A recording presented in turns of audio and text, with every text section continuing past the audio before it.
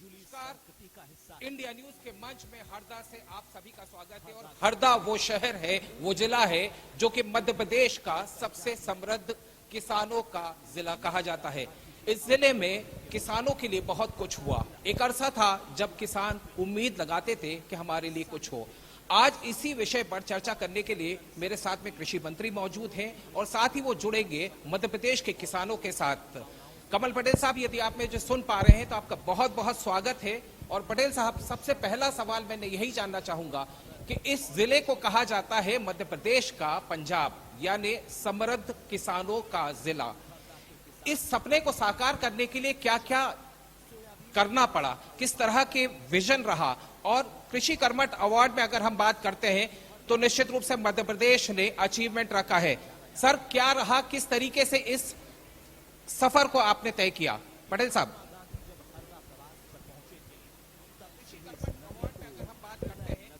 नमस्कार। सबसे पहले तो मैं आपका धन्यवाद करता हूं, आपका इंडिया न्यूज चैनल का, कि आपने हरदा जिले के बारे में आपने ये जनता को और प्रदेश और देश की जनता को हरदा का प्रचार प्रसार किया है। उसके लिए आपका अभिनंदन करता हूं। हरदा, महात्मा गांधी जी जब हरदा आए थे और घंटाघर से उन्होंने सभा को संबोधित किया था तो ये कहा था कि हरदा हिंदुस्तान का हृदय स्थल है। और निश्चित रूप से जिस प्रकार बंबई के बाद इंदौर का नंबर आता है, कहें कि इंदौर, बंबई का बच्चा इंदौर है, तो इंदौर के बाद इंदौर का बच्चा हरदा है, जहां कृषि के मामले में हमने पंजाब और हरियाणा को भी पीछे छोड़ा है। प्रति हेक्टेयर उत्पादन में होशंगाबाद और हरदा ने, नर्मदापुरम ने और हरदा ने प्रति हेक्टेयर, हमने पंजाब हरियाणा को पीछे छोड़ के नंबर 1 स्थान पर लगातार 8-10 से आ रहे हैं, 10 साल से आ रहे हैं। और हरदा तहसील थी। जब मैं पहली बार विधायक बना 93 में, तो मैंने 4 मुद्दे को लेकर पदयात्रा की थी पूरे क्षेत्र की। एक, हरदा को जिला बनाना। दूसरा, खिड़किया तहसील को तवा नहर का पानी माचक पार ले जाकर पहुंचाना। गांव में 1 किलोमीटर कहीं सड़क नहीं थी, शहर से लगे हुए भी गांव कच्चे थे, घुटने घुटने कीचड़ में बारिश में आना पड़ता था।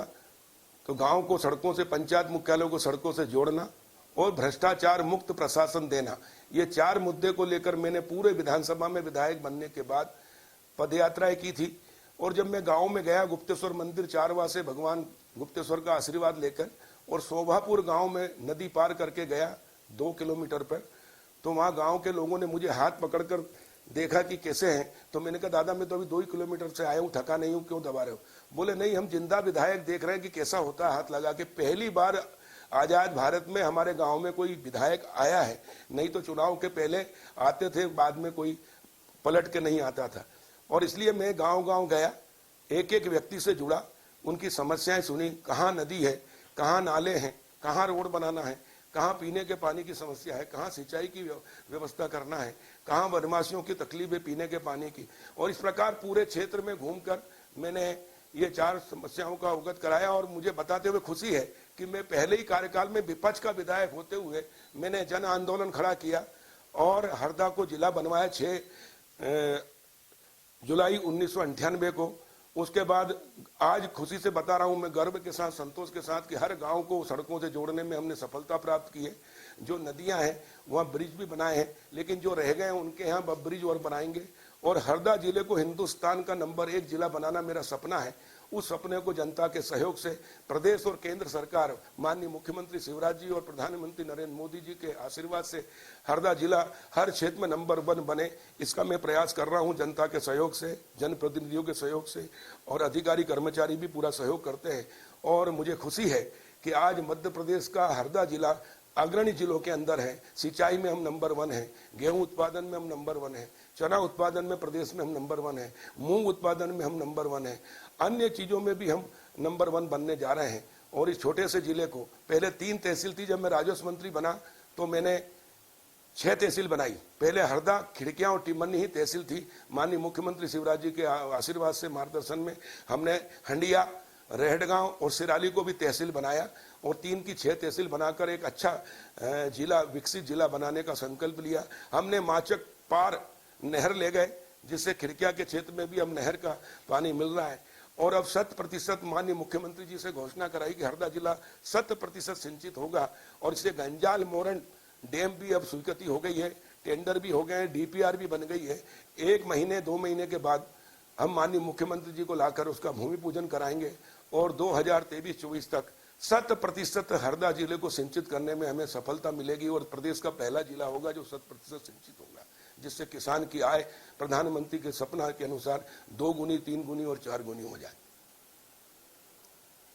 आप हम आशा करते हैं कि न सिर्फ हरदा जिला, चूंकि आप कृषि मंत्री हैं, हम आशा इस बात की भी करते हैं कि पूरे मध्य प्रदेश के अंदर ये 100% इरिगेशन वाली जो स्थिति है वो आने वाले वक्त के अंदर आप बनाने की जो कवायद कर रहे हैं उसमें आप पूरी तरह सफल हो। ये हमारी तरफ से भी आपको ये कहा जाए कि शुभकामनाएं हैं आने वाले वक्त के लिए। सर, जिस तरीके का विजन चल रहा है आज, जिस तरीके से हम ये कहते हैं कि किसानी जो है वो अब एक आधुनिक व्यापार हो चुका है, अब इस आधुनिकता की दौड़ के अंदर पारंपरिक किसानी को और इसको किस तरीके से आपने समन्वय करा है? क्योंकि मां नर्मदा की गोद में है अभी तो इस वक्त हम लोग हरदा में, अगर मैं मौजूद हूं तो मैं ये मानता हूं कि मां नर्मदा की गोद में हूं, तो यहाँ दोनों का समन्वय किस तरीके से करने का प्लान है? कुछ किसान भी जुड़ेंगे पटेल साहब हमारे साथ में अलग अलग क्षेत्रों से। पहले मैं इस सवाल का आपसे जवाब चाहता हूं कि सर दोनों ही चीजों को किस तरीके से समन्वय करके आने वाले वक्त के अंदर किसान को और समृद्ध बनाया जाएगा?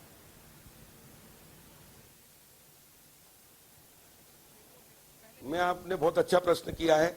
मैं मां नर्मदा को प्रणाम करता हूं। नर्मदा हमारी प्रातः स्मरणीय है, जीवनदायिनी है, पुण्यदायिनी है और हम सौभाग्यशाली हैं कि हम नर्मदा के नाभि स्थल में जन्मे हैं। मेरा गांव 10 किलोमीटर दूर है नर्मदा के नाभि स्थल हंडिया से और इसलिए नर्मदा जी का आशीर्वाद तो हमारे ऊपर है ही, लेकिन तवा भैया की मेहरबानी है, तवा डैम से उससे हमारी जमीन सिंचाई हुई है। सौभाग्यशाली है कि हम नर्मदा के नाभि स्थल में जन्मे हैं। मेरा गाँव 10 किलोमीटर दूर है नर्मदा के नाभि स्थल हंडिया से और इसलिए नर्मदा जी का आशीर्वाद तो हमारे ऊपर है ही। मैं आपको बताना चाहता हूं कि जब 2003 में भारतीय जनता पार्टी की सरकार बनी और दिग्विजय सिंह जी की कांग्रेस की सरकार का पतन हुआ, उस समय मात्र 2990 मेगावाट बिजली थी मध्य प्रदेश में, जो आज हम 21,000 मेगावाट से अधिक है, सरप्लस है।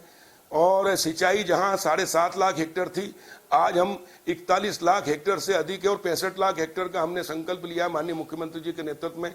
नर्मदा जी का जितना भी पानी है उसका किसानों के हित में हम डैम बनाकर पाइपलाइन के माध्यम से किसानों के खेत तक पानी पहुंचाने का प्रयास कर रहे हैं और पूरे प्रदेश को 100% सिंचित हो, हर खेत को पानी और हर हाथ को काम मिले, ये प्रयास कर रहे हैं। माननीय प्रधानमंत्री जी ने जो संकल्प लिया है किसान की आय 2022 तक दोगुना करना है, मुझे बताते हुए खुशी है कि माननीय मुख्यमंत्री शिवराज सिंह जी के नेतृत्व में हमने 2021 में किसानों की आय दोगुना कर दी है। जब कमलनाथ जी की सरकार थी, इन्होंने किसानों के साथ धोखाधड़ी करके सरकार बनाई हर वर्ग को कि किसानों का 2 लाख का कर्जा माफ कर देंगे, लेकिन किया नहीं, तो जनता ने धक्का दिया और उनकी सरकार गई, हमारी सरकार आई, शिवराज जी के नेतृत्व में पुनः भाजपा की सरकार बनी। सरकार बनते से ही हमने चना, सरसों, मसूर, जो गेहूं के पहले खरीदी होती है लेकिन मई में खरीदी जाती थी समर्थन मूल्य पे, जिसके कारण छोटे किसान 80% आधी पौने भाव में बेच देते थे, हमने तत्काल निर्णय लिया कि हम पहले खरीदेंगे। 15 मार्च से खरीदी की। एक दिन में 25 कुंटल की सीमा थी कई वर्षों से, मनमोहन सिंह जी के समय वो हटवाई हमने और कमलनाथ जी 13 कुंटल सरसों और 15 कुंटल पूरे प्रदेश में खरीदते थे चना, लेकिन छिंदवाड़ा में 17 की जगह 19 कुंटल, जबकि वहां 17 ही होता था और हमारे हरदा में 25 कुंटल प्रति हेक्टेयर पैदा होता है चना, लेकिन 15 ही कुंटल खरीदा। ये अन्याय किया था। खरगोन में कृषि मंत्री थे सचिन यादव जी, उनके यहाँ 22 कुंटल प्रति हेक्टेयर चना होता है, लेकिन 15 ही किया खरीदा था। हमने सबका साथ, सबका विकास और सबका विश्वास जो मोदी जी का नारा उसको मंत्र के रूप में स्वीकार किया और शिवराज जी के नेतृत्व में हमने सबको न्याय दिया और पूरे प्रदेश में 20-20 कुंटल चना और सरसों की एक दिन की सीमा वो हटाई और उसके कारण पूरा समर्थन मूल्य पे माल आने लगा। सरसों चना तो व्यापारी को माल नहीं मिला, तो उद्योगों को नहीं हुआ, तो समर्थन मूल्य पे मजबूरी में उनको खरीदना पड़ा और इस प्रकार 1000 करोड़ रुपया इस वर्ष मध्य प्रदेश के किसानों को हम ज्यादा दिलाने में सफल हुए हैं। यह है भारतीय जनता पार्टी की सरकार जो कहती है वो करती है। सत्ता परिवर्तन से व्यवस्था परिवर्तन करके हमने दिखाया है और मैं माननीय मुख्यमंत्री जी का और माननीय प्रधानमंत्री जी का, नरेंद्र सिंह तोमर जी केंद्रीय कृषि मंत्री जी का धन्यवाद और आभार व्यक्त करता हूं कि उन्होंने इस काम में हमें सहयोग दिया और उसी के कारण हम 10,000 करोड़ किसानों को ज्यादा दिलाने में सफल हुए। पिछले साल कोरोना था, लॉकडाउन था, लॉकडाउन में सब काम बंद थे, उद्योग धंधे, व्यापार, व्यवसाय, लेकिन एक क्षेत्र खुला था, कृषि। और तवा डैम का पानी मैंने छुड़वाया। हमारे कमिश्नर ने मना कर दिया कि नहीं सर, नहीं छोड़ सकते, कोरोना लॉकडाउन चल रहा है। फिर मैंने माननीय मुख्यमंत्री से चर्चा की और मैंने उनको बताया कि किसान अगर खेत में जाएगा तो शहर में नहीं आएगा तो कोरोना भी नहीं होगा, पसीना बहाएगा, मजदूरों को रोजगार मिलेगा और डैम का पानी का उपयोग हो जाएगा, नहीं तो बारिश में वैसे ही बेकार जाएगा। माननीय मुख्यमंत्री जी ने देर नहीं की, तत्काल निर्देश दिए मुझे और कमिश्नर को निर्देश देकर पानी छुड़वाया, जिससे हमारे हरदा और होशंगाबाद नर्मदापुरम जिले के किसानों ने लाखों टन गेहूं मूंग उत्पादन किया।